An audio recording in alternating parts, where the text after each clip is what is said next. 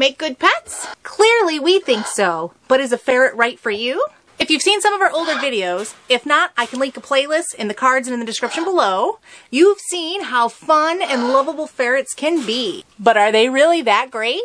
Over the last 5 years, we've shared our lives with 5 different ferrets. So we've definitely learned all the goods and the bads to owning ferrets. So we're going to share all the reasons that ferrets don't make good pets. One of the most common issues people have with owning ferrets is their smell. If you talk to most people think ferrets are stinky. And while I completely agree that ferrets definitely have their own smell, personally, I like it. Ferrets, just like cats, dogs, even our parrots, all have their own unique smell. And you're either going to like it or you're not. Now, as the years have gone on, people have actually been learning how to take care of their ferrets better, which in fact has actually decreased the amount of smell they do have. So a lot of people think they're really, really stinky, but with a proper diet, proper cage cleaning, and not giving them baths, they actually don't smell that bad. Most people that come over don't even realize I have ferrets right away. And a lot of the times they pick them up and are like, really, they smell them. I don't know why, but it's like the first thing everyone does, and we're like, oh, I always thought they smelled really bad. They don't have taken care of properly, but they'll still have somewhat of a little bit of a musty smell because that's just the ferret smell. Now to talk money. A lot of people ask, how much does a ferret cost? And that's usually their end goal, is to save up enough money to buy their ferret. Something you really need to realize is the initial cost of just the ferret, that is not where all the expenses come from. So yes, you are going to need a ferret. You'll need a big enough cage. You need bedding, beds, hammocks, things like that for their cage. Usually the cage will need shelf covers or ramp covers. You need a litter box, toys, of course some dishes. It's good to have a crate for them, so that way if you have to take them somewhere, especially to the vet, you're going to want somewhere you can keep them safely in a crate.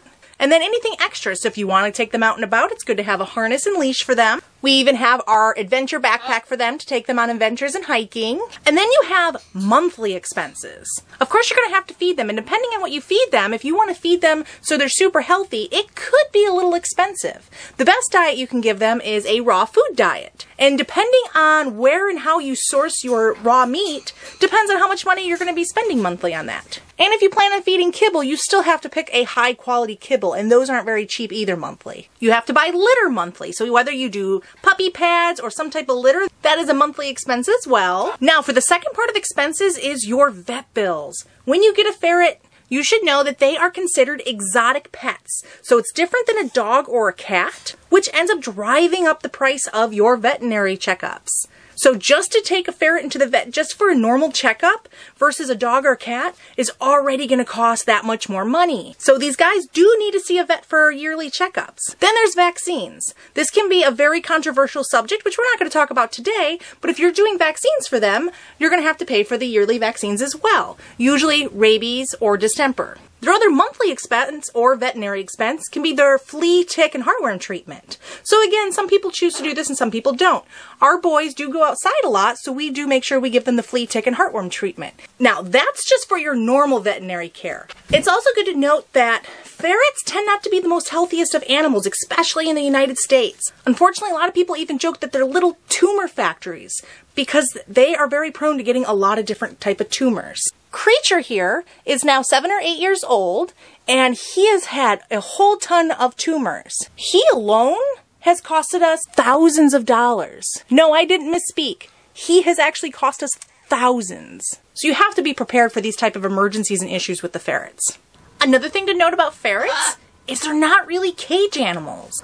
Yes, it's good to have a cage for them for maybe while you're sleeping or if you're going to be away for a long time. And if you can't completely ferret-proof a space for them, a cage can be a safe enclosure for them.